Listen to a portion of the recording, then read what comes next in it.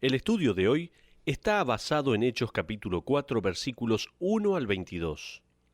¿Nunca se le ha ocurrido que mientras menos conoce la gente sobre Cristo, parece que más se agradan de Él? A veces estamos comprando en centros comerciales llenos de escenas del pesebre y con villancicos navideños. Puedes comprar un CD de cantantes populares que hablan sobre el bebé Jesús. El bebé en el pesebre estremece hasta el alma más cínica. Sin embargo, en el momento cuando sugieres el hecho de que el pequeño niño Jesús creció y regresará algún día como Rey soberano de toda la humanidad y juzgará a todos los que no le hayan aceptado como Señor y Rey y recompensará a todos aquellos quienes sí lo hayan hecho. Bueno, ¿sabes qué? Esa es otra historia. En realidad, puesto que Cristo dijo que el mundo le odiaría, podemos estar seguros que cuando Él le agrada al mundo, es porque si bien no lo conocen, o porque lo han convertido en algo que realmente no es. Además, recuerda que el mismo Jesucristo dijo que así como el mundo lo odiaba a Él, iban a odiar a sus seguidores. Quizás hayas estado escuchando recientemente las noticias religiosas y escuchaste la historia de una niña de 4º grado. Ella comenzó a contarles a sus amigas durante el recreo sobre su reciente salvación. La maestra le ordenó que se detuviese y ella se negó a hacerlo. Sus padres tomaron cartas en el asunto y llegaron hasta los sistemas de la corte. Finalmente, su derecho fue defendido para hablarles a sus amigas sobre Jesucristo. Esa niña de 4º grado simplemente tenía que compartir las buenas nuevas, y al hacerlo, trajo problemas para ella misma y para su familia. Esa historia no es nueva. De hecho, luego del ascenso de Jesucristo, el problema apareció en la joven iglesia en Jerusalén. Miremos el libro de los Hechos capítulo 4, versículos 1 y 2. Vamos a ver el poder de Pedro a través del Espíritu Santo. Hechos, busca en tu Biblia, por favor, libro de Hechos, capítulo 4, versículo 1 en adelante, dice la palabra de Dios. Hablando ellos, Pedro y Juan, al pueblo, vinieron sobre ellos los sacerdotes con el jefe de la guardia del templo, y los saduceos, resentidos de que enseñasen al pueblo y anunciasen en Jesús la resurrección de entre los muertos. Ahora, debes comprender un poco más sobre los saduceos. Pedro y Juan se estaban enfrentando a un serio problema. Los saduceos eran un grupo de hombres influyentes y adinerados. El sumo sacerdote era con frecuencia escogido de entre el rango de ellos. Ellos colaboraban con el gobierno romano de cualquier manera en que pudieran, a fin de mantener vivo el judaísmo. Ellos también dominaban al Sanedrín, el cual era la Corte Suprema Judía de 72 miembros. Ahora los saduceos sostenían una triple negación. Ellos negaban lo milagroso o sobrenatural, ellos negaban la existencia de espíritus invisibles o ángeles, y negaban la resurrección de entre los muertos. Pero hay también no solo una triple negación de los saduceos, sino un triple dilema que ellos tenían. Los saduceos tenían obviamente un triple dilema. Esto incluye, primero, un hombre había sido milagrosamente sanado. En segundo lugar, sucedió por medio de una dinámica espiritual invisible. Y en tercer lugar, los créditos les son dados a un Jesús resucitado, a quienes ellos habían matado unos pocos meses atrás. El dilema de ellos podría resumirse en una oración. Pedro y Juan no habían quebrado ninguna ley al curar a un hombre paralítico, ya que el poder para sanar se le otorgaba a un hombre a quien el Sanedrín creía muerto. En otras palabras, si Pedro y Juan estaban en lo cierto, el Sanedrín estaba equivocado. Más aún, el Sanedrín es en realidad culpable de condenar a muerte no a cualquier hombre, sino a su legítimo Mesías. Estaban en problemas. Entonces, ¿qué hace ahora el Sanedrín? Observemos los versículos 3 y 4. Dice la Biblia: y les echaron mano y los pusieron en la cárcel hasta el día siguiente, porque era ya tarde. Pero muchos de los que habían oído la palabra creyeron, y el número de los varones era como 5.000. Dicho de otra manera, de la noche a la mañana la ciudad estaba rebosante con las noticias de la sanidad del paralítico y del Cristo resucitado, quien hizo que esto sucediera. Más y más informes están llegando a los administradores de la iglesia de que más y más personas están depositando su fe en Jesús. Ellos han estado llevando un registro lo mejor que podían. La iglesia tiene 5.000 hombres. Observa, eso equivale solo a los hombres, 5.000 de ellos, y si le agregas a las esposas y a los hijos, la iglesia tendría en ese momento tanto como 10.000 personas. Sigamos ahora con los versículos 5 y 6. Dice la Biblia: aconteció al día siguiente que se reunieron en Jerusalén los gobernantes, los ancianos y los escribas, y el sumo sacerdote Anás y Caifás, y Juan y Alejandro, y todos los que eran de la familia de los sumos sacerdotes. Hasta ahí la porción de la palabra. Presentemos esta escena, por favor. Los 72 miembros del Sanedrín se encuentran en sus plataformas, sentados según el partido y el rango en un semicírculo. Esta es la misma corte en donde Jesucristo fue interrogado y condenado. Lucas registra en el versículo 6 los nombres de los hombres con el uso reiterativo de la palabra griega kai, la cual significa y. Dicha técnica gramatical enfatiza a cada una de las personas. Es como si Lucas presentara el escenario del drama. Él dice: no creerás quién estaba allí interrogando a Pedro y a Juan. Estaban los gobernadores y todos los ancianos y tal escriba escogido para ese tribunal de agosto. Luego se encuentra Anás y Caifás, ahí como serpientes sibilantes bajo la luz. Recuerden que estos dos hombres jugaron el papel principal en la sentencia de muerte de Jesús. Esto habla sobre intimidación. Pedro y Juan estaban fuera de su sociedad. Allí estaban ellos de pie frente a estos hombres poderosos e influyentes, vestidos con finas túnicas, quienes eran expertos en articulación y tenían doctorados en seminarios. Y Pedro y Juan estaban pobremente vestidos con callos, sencillos para hablar, unos don nadie. Ellos eran los jovencitos enfrentándose a los gigantes corporativos.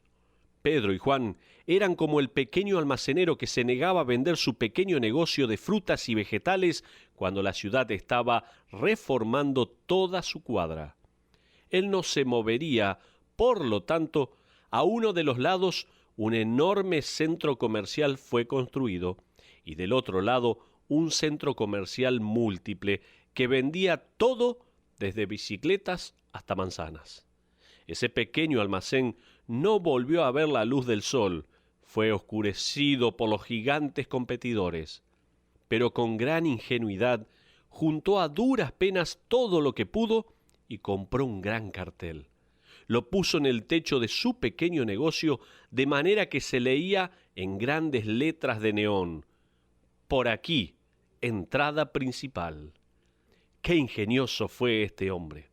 Pedro y Juan estaban por ser aplastados por los pesos de las generaciones de tradiciones y prácticas. Si había un momento en donde Pedro y Juan podrían haber pensado ¿en qué nos metimos?, ese era este momento. Enfrentémoslo. Uno de nuestros problemas naturales proviene del hecho de que no nos gusta ser diferentes. Somos por naturaleza imitadores. La moda es un indicador de eso. La razón por la cual no estoy usando una corbata que tiene 30 centímetros de ancho y un traje celeste bebé es porque ninguna otra persona lo está usando, y le agradezco a Dios por eso. Si había un momento en donde Pedro y Juan se hubiesen dado cuenta cuán diferente eran, cuán chocante era la historia de ellos, este era ese momento. Pero sigamos con los versículos 7 y 8. Dice la palabra de Dios: y poniéndoles en medio, les preguntaron: ¿con qué potestad o en qué nombre habéis hecho vosotros esto? Entonces Pedro, lleno del Espíritu Santo, les dijo. Paremos en este punto. Si malinterpretas esta pregunta como un acto de la brillantez o de alguna valentía propia de Pedro, pierdes el significado de esta última frase. Recuerda, hay un solo bautismo, el cual recibimos todos el día de nuestra salvación, pero hay diferentes sensaciones. En otras palabras, existen muchos momentos en nuestras vidas cuando el Espíritu de Dios domina nuestras mentes y nuestros corazones y nuestras lenguas, de manera que hablamos con claridad y valentía. La pregunta que debes formularte a ti mismo es: ¿qué hay en mi vida que demanda el dominio del Espíritu Santo de Dios? ¿Qué es lo que he descubierto que no puedo hacer sin Él, sin el Espíritu Santo? Ahora en los versículos 8 al 12, Pedro dice esto. Vamos a ver a través de este pasaje la exaltación de Jesucristo por Pedro. No solo el poder de Pedro a través del Espíritu Santo, sino ahora la exaltación de Jesucristo por Pedro. Versículos 8, en su última parte, dice así: gobernantes del pueblo y ancianos de Israel, puesto que hoy se nos interroga acerca del beneficio hecho a un hombre enfermo, de qué manera éste haya sido sanado, sea notorio a todos vosotros y a todo el pueblo de Israel, que en el nombre de Jesucristo de Nazaret, a quien vosotros crucificasteis. ¿Puedes ver a Anás y a Caifás retorcerse en ese momento? Continúa la palabra diciendo: y a quien Dios resucitó de los muertos. ¿Puedes ver el sudor formándose en las frentes de los saduceos? Sigue la porción de la palabra de Dios: por él, este hombre está en vuestra presencia sano. Este Jesús es la piedra reprobada por vosotros los edificadores, la cual ha venido a ser cabeza del ángulo. El Sanedrín se consideraba a sí mismo como el constructor y como el sostén del templo. Ellos habían desechado la piedra angular sobre la cual se relaciona cada ángulo y cada medida. Pedro no ha terminado todavía. Sigue el relato bíblico diciendo: y en ningún otro hay salvación, porque no hay otro nombre bajo el cielo dado a los hombres en que podamos ser salvos. El versículo 10 nos informa que el nombre en el cual hay salvación es el de Jesucristo de Nazaret. Jesús es Yoshua en hebreo, o el Salvador. Aquí hay una doble declaración de Pedro. Aquí Pedro hace lo que podemos llamar una doble declaración. Primero, Pedro declara que ya que Jesucristo es el único Salvador, el hecho de seguir a cualquier otro es permanecer perdido. Observa nuevamente el versículo 12a. Dice: y en ningún otro hay salvación. Jesucristo no es un Dios entre muchos, un Dios con minúscula.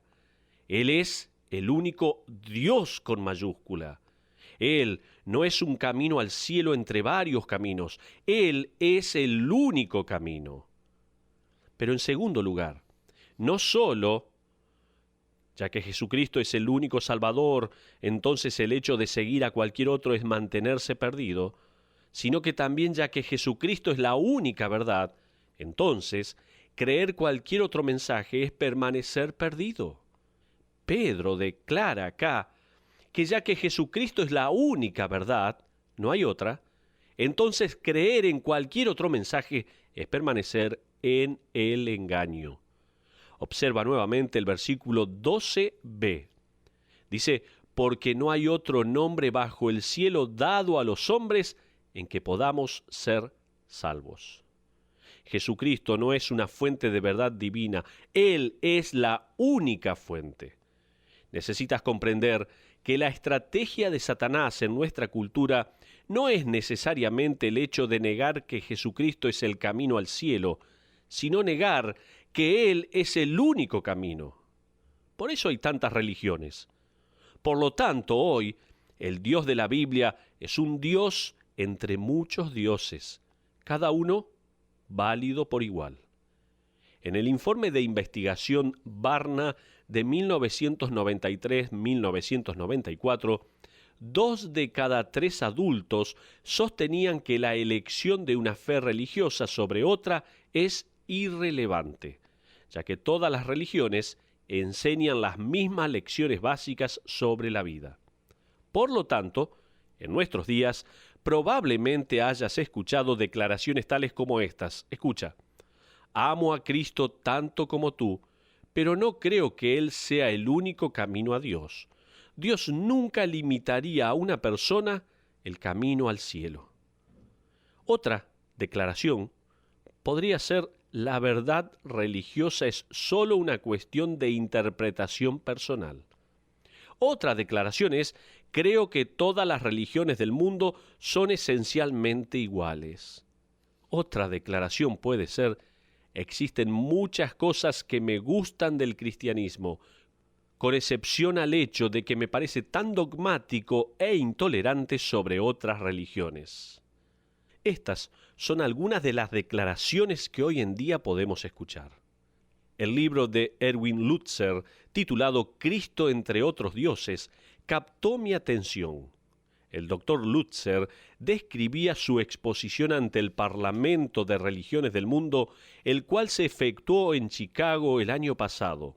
La audiencia era de 6.000 delegados con un mismo mensaje: unidos o sucumbir, lo cual era un llamado para todas las religiones del mundo a encontrar un terreno en común y a la unidad. Lutzer informó que el Parlamento de las Religiones del Mundo mantuvo seminarios para ayudar a las personas a superar el pensamiento de que una religión podía ser superior a otra. De hecho, ese es el obstáculo crucial para la unidad religiosa. Lutzer hizo una interesante observación entre los 700 talleres ofrecidos. Cristo era admirado, citado y comparado de diversas maneras por los otros maestros religiosos. Sin embargo, él simplemente era un hombre iluminado entre muchos. A pesar de ser respetado, no era adorado. Lutzer concluyó que en la actualidad, ya sea que nos guste o no, la opinión popular suena así. Escuche esto: las doctrinas de las distintas clases de fe no deberían sostenerse como la verdad, sino como caparazones que contienen semillas de verdad que se encuentran en todas las religiones. Es mejor hablar de tradiciones religiosas en vez de verdades religiosas. Hasta ahí lo que dice Lutzer. Hoy en día, la sociedad que Dios nos ha llamado a alcanzar se está moviendo del pluralismo al sincretismo. Eso significa que no tienes que comprar siquiera la totalidad de una religión. Ahora puedes escoger. Puedes escoger un poco del cristianismo, otro poco de la nueva era, un poco más del hinduismo, otro poco de la doctrina protestante, un poco del catolicismo, y mezclar todo y crear tu propia religión que se adapte a tu estilo de vida, y puedes hacer que tu pequeño Dios te acepte tal como eres. La espiritualidad es una alegre cantina de posibilidades. Las palabras de Pedro en Hechos capítulo 4 versículo 12 hacen añicos cualquier intento de levantar y escoger. Jesucristo es el único nombre.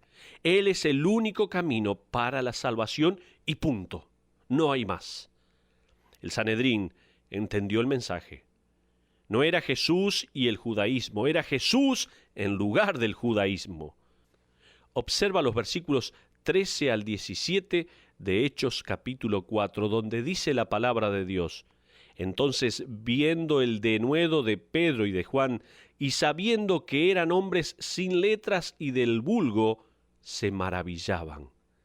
Las primeras palabras empleadas para describir a Pedro y a Juan es sin letras, las cuales, cuando se traducen literalmente significan incapaz de escribir.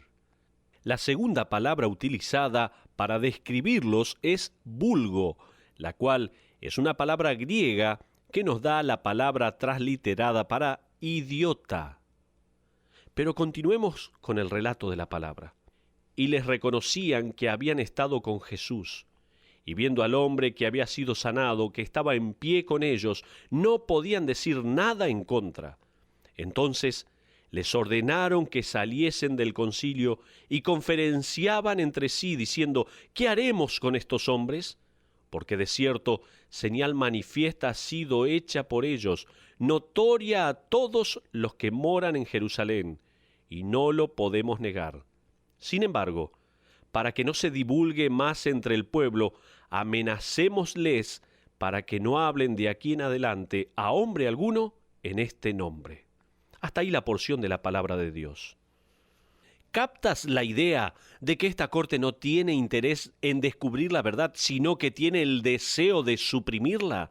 ¿Te das cuenta de esto? Entonces, luego de su corto receso, el Sanedrín se volvió a juntar. El mazo se bajó y la corte ordenó a estos dos pescadores: ¡silencio! Les ordenamos que no vuelvan a mencionar nunca más su nombre. En otras palabras, no queremos discutir sobre esto, no queremos pesar la evidencia, solo queremos que se queden tranquilos respecto a este tema. No le cuenten más a nadie. Pero llegando a este punto, vamos a hacer una aplicación. ¿Puedo hacerte una pregunta? ¿Quién representa tu Sanedrín hoy? Otra pregunta. ¿Quién intenta intimidarte para que te quedes en silencio? Otra más. ¿Estás en silencio en este contexto corporativo, en ese campus lleno de pensamientos liberales y valores relativos, en ese club atlético, en esa banda del vecindario? Otra pregunta. ¿En dónde es que te sientes mal preparado y poco entrenado? ¿Mejor no decir nada para que no pienses que eres un lunático?